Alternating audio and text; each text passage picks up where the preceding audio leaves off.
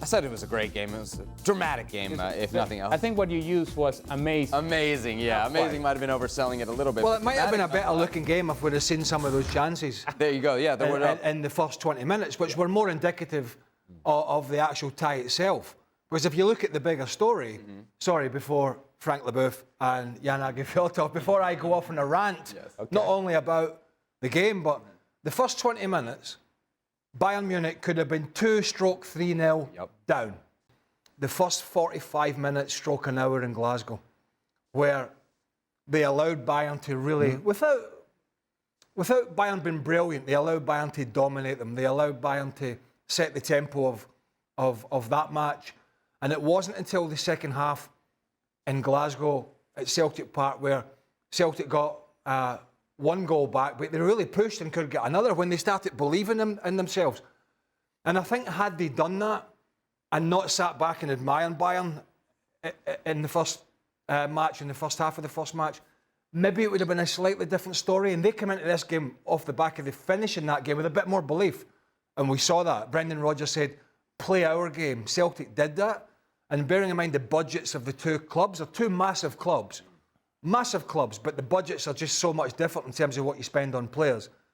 When you consider all those things, I thought what Celtic did, particularly in Munich, was absolutely superb. I was expecting them to get beat by 4 or 5 easily over the two legs, and in the end, they could easily have gone through. To your point about the highlight, a lot of those chances for Celtic in the first half came from bad mistakes from Bayern Munich. I mean, Jan, how are we possibly talking about this Bayern Munich team as the best team in Germany, and right now by a significant mile over Leverkusen in the table? Well, first of all, at the moment, if you just take at the moment, Leverkusen is the best team in Germany because they played them off the park in that 0-0 game. That is the start. But yes, Kompany has come in, steadied the ship somehow that they will win the Bundesliga. 8 points ahead, better goal difference. But as you were saying, they were giving them chances. There were so many chances. And Celtic could be so proud of their performance tonight. Bayern can't. And if Bayern have, as always, go as far as they can in the Champions League, now they will play Atletico Madrid or Leverkusen. They will be knocked out. And two things I want to say. Kompany, in these big decisive games, he hasn't yet produced as a coach for Bayern. Check. That happened today as well. Upamecano and Kim put them under pressure, and they will always do a mistake. Whatever Kim was thinking of in that situation when he tried to stop Kunda by the goal, nobody knows.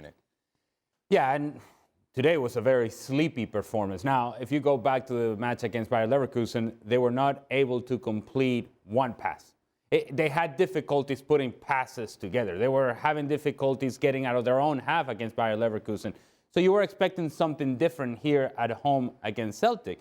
And they were still struggling to find passes out of the back. And Upamecano is hitting the ball straight to Celtic. And Kim is hitting the ball straight to Celtic. And even when they had long periods of possession, it's a very slow period of possession. It's very sideways and back, and it's all very deliberate and allows Celtic to get behind the ball and set up their pressure once again so that they can go and force a turnover, so that they can go on the counter. And that happened consistently over the first 25, 30 minutes.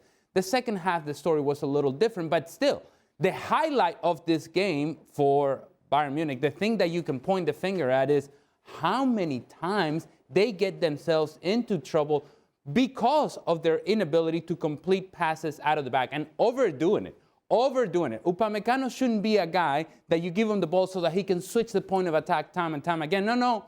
With his limitations, he should be a guy that passes from here to Kimmich, job done. From here to Goretzka, job done. I don't want Upamecano playmaking from the back line. I don't want Kim playmaking from the back line because that only forces turnovers.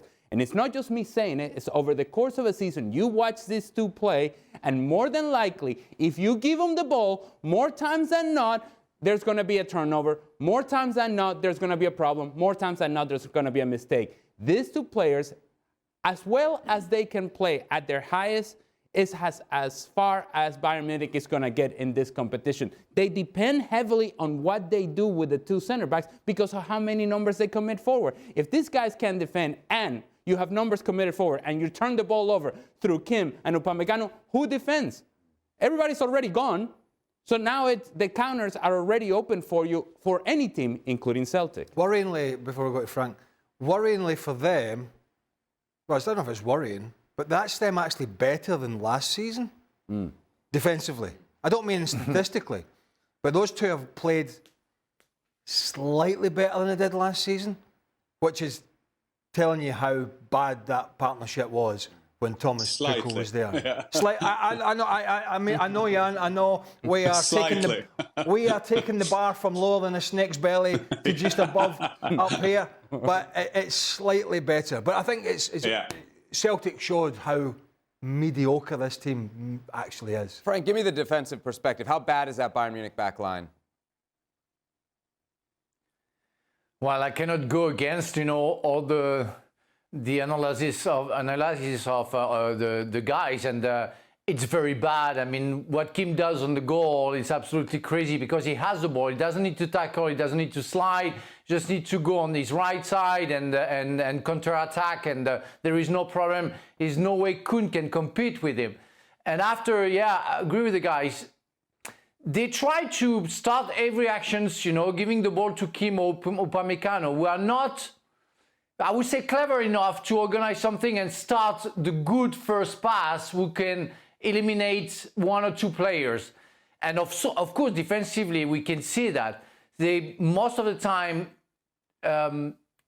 get for the by choice, I would say, and don't sniff, don't feel that they have to go right instead of going left. Sometimes you say, why they don't work together? They're not a pair. They're one and one. That's it. And of course, because Stanisic and Guerrero go forward, they're on their own. And that's the most difficult thing for them. They cannot count on anybody else but themselves. So it's complicated. On top of it, when they have the ball, not only Kim or Upamecano, the entire team, they play in one gear. They don't pace up in any cases. It's been like that for 90 minutes, in contrary of Celtic. Celtic must have lots of regrets, especially from the first game, because what I saw today, I saw a great Celtic team and a very average Bayern Munich team. Celtic are playing against every week the Kilmarnocks and Motherwells and Hibernians. These teams have got the budget the size of a small cafe. Do you know what I mean? It's like, and they're going out there, and you could argue they sold their best player in January to Rennes in France, Kyogo. So, what they're working with, these are all very tidy, good players. But I think they showed the deficiencies of this Bayern Munich side. I mean, Michael Olise hardly got a kick against Jeffrey Schlupp. Jeffrey Schlupp, who they signed in January, hasn't played for Crystal Palace for almost a year. So it kind of tells you what Bayern Munich were up against, and it kind of puts in perspective the performance of Bayern against this Celtic side, which I think when they meet the first proper elite side in this competition, Bayern Munich that is, I think they'll go out. I mean, they would get either Leverkusen or Atleti next, Jan. Would you have them favored against either of those two teams? You just said Leverkusen's the best team in Germany, even though Bayern Munich are first in the table. Not even close to be favorites. And just to strengthen the point there, when they use now, we can have Leverkusen against Bayern will of course be a big one, and I won't hold them as high as the bookmakers are doing there, because just to strengthen the point from Craig, not only have they a bigger budget, this is a club. Sometimes we underestimated the wage structure at Bayern. They are unbelievable, well-paid players. This is a top club, and they need to be better to fare. The extension of Davies, Kimmich coming, Musiala coming. They got Harry Kane, and yes, we can discuss how much better are they this season than last season. And I know they were third in the league last season, but if you see now, at the moment, that Leverkusen are getting better and better, they maybe don't have that winning culture, making all those draws into a win. But I think one of the reasons we are now a bit kinder to Bayern is because it's a bit calmer there, because Kompany is a different coach of a Tuchel. He's a different coach. So we don't have all these discussions about everything, and he's a gentleman. He's a guy that is a better ambassador for the club. I think they are worried at Bayern now where they are going, because they need to improve. And that defense, I think your analysis was great, Frank, because they can't defend and they can't have the ball. Then you have to ask yourself, how can it be in a Bayern backline? But yeah, and it's hard to be down on Kompany when, okay, this was a pretty lucky and horrible performance tonight. But you know, all those things you said, they're top of the league. Absolutely, absolutely. It's not their fault if Leverkusen have sort of regressed slightly, played well at the weekend, dominated the game, perhaps sort of regressed slightly in terms of results, maybe in terms of performance. Well, that's not Bayern's fault. They're top of the league, and it's kind of a bit like looking at Liverpool and trying to pick the bones apart in Liverpool. It's hard to do that. Craig, yeah, but I just want to say, we know, take them, we compare it with the year they were third in the league, fair enough. It couldn't be worse. Bayern Munich, that's what I tried to make the point, in terms of budgets, in terms of turnover, this is a club that should always be one of the favourites to win the Champions League. And now we are discussing, could they overcome Leverkusen and Atletico Madrid in the next round? Yeah, but is that Vincent? Sorry, Ali. Is that Vincent Kompany's fault? To be fair, because I'm not saying that. He's coming off the back of a shambolic defensive 12 to 18 months. So that's that. No, I'm not having on him. I'm not having a go at Vincent Kompany. The thing that our perception, the expectation we have of the club. Remember, Vincent Kompany was the 6th choice of our coach. He has come in. That's what I say. They come in. He is a good guy. He is a polite guy. He is one of the good guys. And he can kind of calm down Team Bayern. But maybe that's the point of expectation. Go ahead, Ali. Yeah, what I would say is that the takeaway from this past weekend and from today is that anybody that plays Bayern Munich from here on out, they have to get beyond the idea that they're playing against Bayern Munich and the brand of Bayern Munich and the jersey of Bayern Munich, and understand that if you get beyond this initial respect for Bayern Munich and you actually take the chance of pressing higher up the field against Bayern Munich, you're going to force turnovers in areas in which now you can go in the attack. Now, you have to be willing to live with the chance of them going and getting in behind because they have the talent to do so. But if you play without fear and with a purpose to press higher the field, and it's a takeaway that is not only mine, I think it was the takeaway for Xabi Alonso as well following this past weekend. Xabi Alonso had been very conservative coming into this past weekend against Bayern Munich this season. And yet in this match, in Leverkusen, he said, no, we're going to get in their faces. And what he proved is that Bayern Munich struggles when teams are able to press higher, together, organized, well-structured. And Celtic, without being Bayer Leverkusen, still, when they decided to pressure and they forced turnovers, they did so together and organized, and they were able to find chances. I think that's the takeaway. Don't respect Bayern Munich because of who they are or have been, and because it's the Allianz Arena. No. You get after Bayern Munich, you're going to force turnovers, and you're going to get chances. If they play Atleti, they'll get as much possession as they like. Pretty much, but... Wasn't that the case tonight? And they really didn't do anything with Who? it? Bayern? No, but what I mean is, by that is, you know, Atleti have got 2 teams they can put on the field way beyond what Celtic can. You know, they can put on, you know, they've got Julian Alvarez, they've got Correa, they've got Sorloth, they've got all Simeone's lad, Giuliana, they've got Lino, they've got all these players that they can go to. Probably missed a few out, Antoine Griezmann. They've got all these guys that they can go to and mix and match on the counter or whatever, that if they do get Athletic, that Celtic can't. And so there is some as brilliant as Celtic were, it was kind of limited to an extent in what they could do. They threw Adam Aage on at the end, but he's kind of a big signing from them from Norwich City 12 months or so ago. This is a completely different stratosphere we're going into with who they're going to get in the next round, the next leg. And to everybody's point, who's not going to believe they're going to go in there and have a go at them? Who's not going? Better teams will pick them off.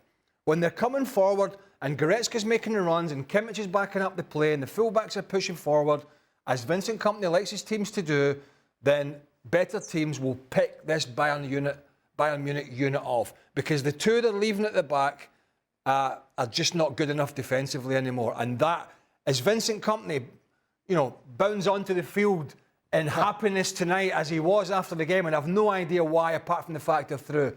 He goes to bed tonight worrying about Leverkusen hunting them down in the league and worrying about the Champions League next stage, because the first real decent team, I think, is going to pick this Bayern Munich team apart. Last word on this to you, Frank, because we did see the Champions League odds. They're considered one of the favorites. They're one of the top 5 favorites, and then it's a significant drop to teams 6, 7, and 8. Do you think this Bayern Munich team, with all those defensive issues, is capable of winning the Champions League this season? Yes, I mean, the title on the bottom of the screen is favorites to win the UEFA Champions League. Who is the favorites? I mean, we saw all the teams. They all have shown inconsistency. All the teams, even Liverpool. So we don't really know what's going to happen, especially this year. And I just want to think about the Real Madrid who won against Liverpool at the Stade de France in the final. Had so much trouble against Manchester City, Liverpool, Paris Saint-Germain. They were nowhere near it, but they had the spirit of going through that and winning. I don't know if we can compare, but I like to think that Bayern Munich is an establishment and you know how to win games. Maybe today they thought that in the first leg they did what they had to do and they were a little bit surprised and they were a little bit sloppy, but they can do better than that. For sure they can do better. But and I really think that he can do better than that and win against any team in that Champions League, because for me, we can put some favorites, but again, we know that every team can have weaknesses and show it in one day. So maybe Bayern Munich can have a chance to win that Champions League, but even if they're not good enough for us to win the Champions League. But you talk about Real. Did you just say quickly there? Yes. Yes. He's moving on. He's moving on. He's had enough of you. He's moving on. Last word on this team, Greg. What? I'm going to take my time now. I was just going to say quickly. How did I say quickly?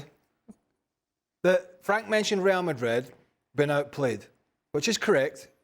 A lot of those games. But there's a huge difference. They could defend.